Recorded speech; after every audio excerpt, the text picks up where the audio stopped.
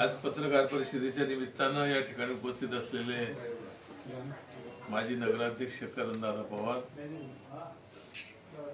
उबाटाचे अध्यक्ष RV Patil sir, आमचे तालुका अध्यक्ष संतोष महाजन सर, विधानसभा क्षेत्र प्रमुख दौलत नाना, काँग्रेसचे अध्यक्ष किरण अप्पा, शहर अध्यक्ष अण्णा अशोक भाऊ, रोहन, सर्व आमचे उमेदवार, सर्व उपस्थित पत्रकार मित्रांनो, आज 17 तारखेला सर्व पक्षाचे अधिकृत उमेदवारीचे फॉर्म भरले गेले. गेल्या अनेक दिवसापासून चर्चा होत्या की राज्यामध्ये युती आहे, युतीचं सरकार आहे आणि मग यात युती होईल की नाही होईल, कोणाच्या होतील. अखेर आज त्यावर सर्व पडदा पडलेला आहे. मागच्या काही दिवसापूर्वी मीच आपल्या प्रेसच्या माध्यमातून ऐकलं की भाजपचे सर्वात ज्यांनी सूत्र हाती घेतलेले आहेत, चाळीसगावचे सर्व आमदार मंगेश दादा काय ते चव्हाण आणि आपले लाडके आमदार अमोल दादा यांनी पत्रकार परिषद घेतली. मला वाटतं तुमच्याच पत्रकारांनी त्यांना प्रश्न विचारला की राज्यामध्ये युती आहे, मी त्या अजितदादाचा फोटो दिसत नाही, त्याचा कोणी उमेदवार दिसत नाही. त्यावेळेला त्यांनी असे उत्तर दिलं की त्यांचा कोणाचाही प्रस्ताव नाही. जर राज्यामध्ये सरकार या 3 पक्षाचं आहे तर प्रस्ताव द्यायचा विषय येतच नाही. मग अमोल काय म्हणता, मंगेशला प्रस्ताव दिला होता का, मंगेशने अमोलला प्रस्ताव दिला होता का, असे अनेक प्रश्न निर्माण होतात.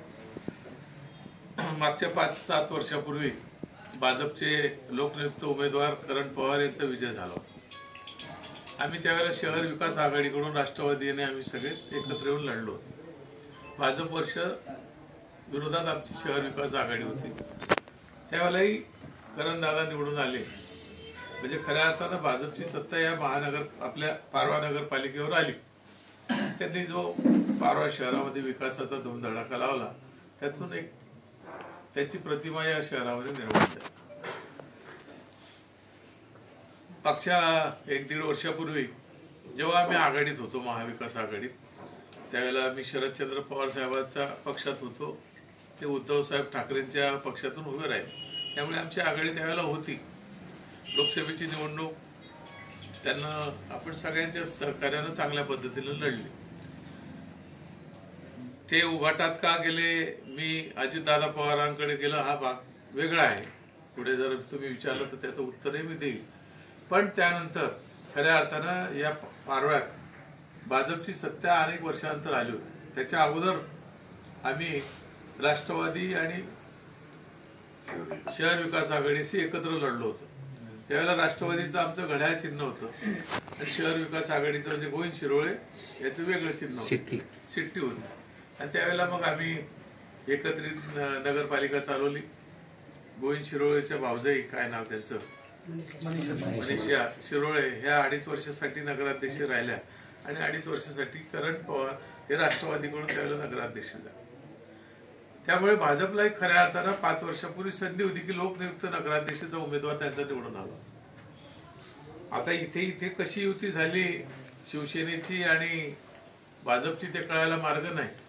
पण माझ्याकडे जे काही लोक सांगतायत की गेल्या 7.5 वर्षापासून करणदादा हे शहराचे नगराध्यक्ष असताना शहराच्या विकासाला एक चालना देण्याचा प्रयत्न त्यांनी केला. आणि मग करण पवार आपल्यातून आता बाहेर गेल्यानंतर त्याला रोखायचं कसं, वेगवेगळे लढलो तर ते शक्य नाही. आणि म्हणून त्यांनी दोघांनी एकत्रित प्रस्ताव असा मांडला की इथे पारव्याला शिवसेनेला नगराध्यक्षपद द्यायचं आणि एरंडोलला भाजपचं नाव. मागच्या नगरपालिकेच्या निवडणुकीत एरंडोलचा नगराध्यक्ष, लोकनियुक्त नगराध्यक्ष हा भाजपचा होता. असं असताना एरंडोलला जागा मिळाली, पण पारव्याला नगराध्यक्ष भाजपचा असताना मात्र शिवसेनेलाही जागा मिळाली. माझ्या माहितीप्रमाणे भाजपकडे खूप सक्षम उमेदवार होते. सक्षमच्या अर्थ सगळ्याच गोष्टीने सक्षम होते. गोविंद शिरोळे सक्षम होते, मंगेश अण्णा तांबे हे सक्षम होते. ते ज्यांनी राष्ट्रवादीतून प्रवेश केला ते रोहन वसंतराव मोरे हे देखील सक्षम होते. आणि त्यांना तर लेबलच लावलं गेलं होतं की लोकनियुक्त नगराध्यक्ष म्हणून ते घोषितही झाले होते. पण मला वाटतं त्यांच्यावर अन्याय केला गेला आणि हे सगळे उमेदवार शिवसेनेच्या याच्यात बांधून दिले गेले आणि मग त्यांचा नगराध्यक्ष ठरला आणि मग यांचा हिरमोड झाला. तर मग अशा वेळेला आम्ही समविचारी पक्षाची लोक होते. कारण हा माझा सक्का पुतण्या आहे, आमच्या घराला एक वारसा आहे आणि तो चांगलं काम करीत असताना आपण एकत्रित येऊन काहीतरी विचार पुढे मांडला पाहिजे. शहराच्या विकासासाठी आपण एकत्रित आलं पाहिजे, ही भूमिका आम्ही घेतली. आम्हाला दोघांना अडचण अशी होती की ते उद्धव बाळासाहेब ठाकरेंची आहे, मी अजितदादा पवार पक्षाचा आहे.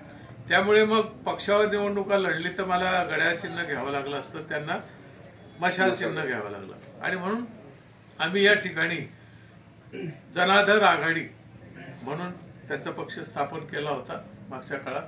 त्याच पक्षावर निवडणूक लढवण्याचा निर्णय घेतला. आता इथे जे उमेदवार आहेत ते आमचे सगळ्याच एकाच विचाराचे असल्यामुळे तिथे कुठलीही अडचण आली नाही. त्यामुळे आज आमचा फॉर्म देताना एबी फॉर्म जो दिला गेलेला आहे तो एबी फॉर्मवर आम्ही जनाधार विकास आघाडी या नावानेच लढतोय.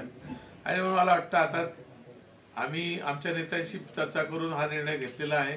करण पवार यांनी सुद्धा त्यांच्या वरिष्ठ नेत्यांशी चर्चा करून हा निर्णय घेतला आहे की इथे पक्षविरहित आमची ही आघाडी आहे आणि त्याच्यात मग काँग्रेसने सुद्धा आम्हाला पाठिंबा दिलेला आहे. काँग्रेस जिल्ह्यामध्ये काय आहे यापेक्षा या पारवा शहरातल्या विकासाला चालना देण्याच्या संदर्भात आपण एकत्र आलं पाहिजे या भावनेतनं आम्ही एकत्र येऊन आज जनाधार विकास आघाडीच्या नावाने पक्ष स्थापन करून आमचे सर्व प्रभागामध्ये उमेदवार उभे केले.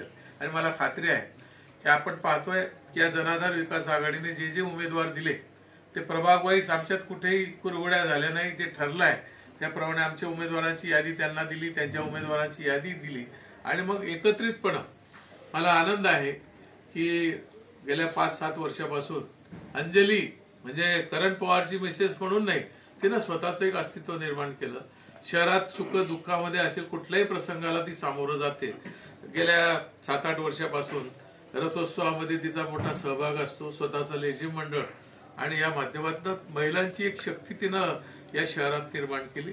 आणि म्हणून मी काही लोकांनी सुचवलं होतं की करण पवार यांनी नगराध्यक्ष पदात उमेदवार व्हावं. मी त्याला सांगितलं की तुम्ही लोकसभेचे उमेदवार होते, एखादी एसपीनं खाली येऊन लढावं, पोलीस म्हणून लढावं यापेक्षा आपल्या घरात सक्षम उमेदवार आहे तर आपण अंजलीचा विचार करावा. आणि मग करण दादानं सुद्धा सगळ्यांशी चर्चा करून अंजली करण पवार यांना आम्ही नगराध्यक्षाचा उमेदवार घोषित केलेला आहे. आणि आमच्या सगळ्या प्रभागामध्ये कुठेही बंडखोरी नाही, ज्यांना शब्द दिला तो आम्ही खरा केलेला आहे.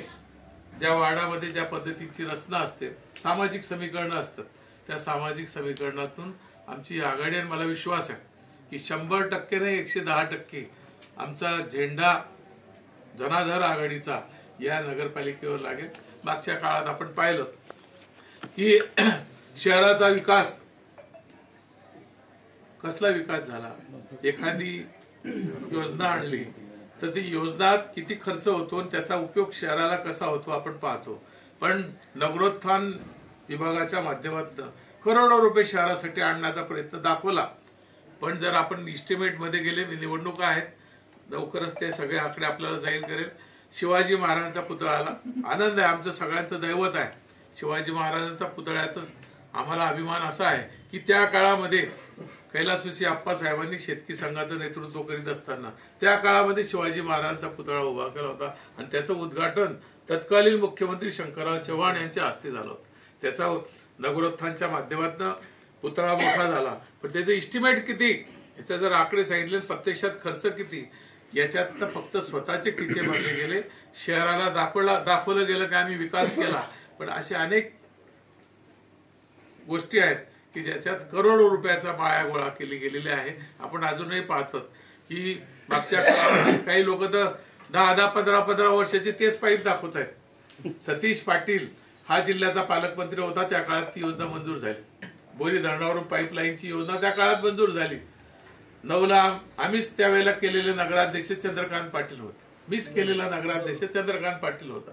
पण आमचेच फोटो त्यावेळेला दाखवून किती वर्ष ही पाईप आली, बोर्ड लागला, पण ती योजना त्या काळात पूर्ण झाली का? झाली नाही. नंतरच्या काळात आमची राष्ट्रवादी आणि आघाडी एकत्र आल्यानंतर आम्ही स्वतः मेहनतीनं ते पाईप टाकले. शेतकरी जागा देत नव्हत्या, स्वतः फिरून शेतकऱ्याला ते पिंपरीचे सरपंच आहेत, वंडाळा पिंपरी टोळीपासून आम्ही शेतकऱ्यांच्या विनवण्या करून ही योजना पारव्यासाठी उपयुक्त आहे. आपलं पाणी असंच वाहून जातं की भविष्य काळामध्ये या बोरी काठावर जेवढे गाव आहेत तिथे आपण केटीवेअर करू आणि हे पाणी वाया न जाता त्या केटीवेअर मध्ये आपण साचवलं जाईल. पाईपलाईन झाली तर आपलं वेस्टेज पाणी जाणार नाही, वर्षभर पाणी आपलं टिकेल.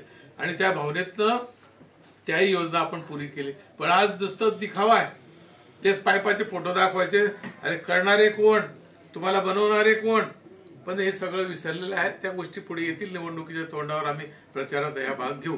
पण आज शहराचा खऱ्या अर्थानं विकास कसा असतो हे दाखवण्याचं स्वप्न आम्ही पाहिलं. आमच्याकडे काही गरीब पण उमेदवार आहेत, पण त्यांनी गावात सेवा कशी दिली. रात्री फोन येतो, ऍक्सिडेंट होतं, रस्त्यावर लोक जखमी अवस्थेत पडलेले असतात, अशा वेळेस अँब्युलन्स आणून त्याला धुळे जळगावला पोहोचवणारी व्यवस्था करण्याची व्यवस्था खऱ्या अर्थानं जे समाजकार्य आहे, आरोग्याच्या सुविधा आहे त्या देणारा माणूस आम्ही निवडलेला आहे. पैसा नसू दे, पण खऱ्या अर्थानं कर्तबगार नगरसेवक कसा असतो, वार्डाच्या त्याला कशा पद्धतीच्या ॲफिलिएशन असतं, त्याला आपण मराठीत काय म्हणतो, संलग्नता असते, असे लोक देण्याचा प्रयत्न आपण केला. त्यांनी तर फक्त पैसा पाहून उमेदवाऱ्या दिल्या. आम्ही काही, आमच्याकडे तर एक पीजी पाटील आहेत, आलेत उमेदवार, ते शहरात काय चुकीचं घडते ते दाखवायचा प्रयत्न करतात. असे अनेक लोक आहेत. ते म्हणजे फक्त पैसा पाहून आम्ही उमेदवाऱ्या दिल्या नाही, त्या शहराला उपयुक्त ठरणारे नगरसेवक देण्याचा प्रयत्न आपण केलाय.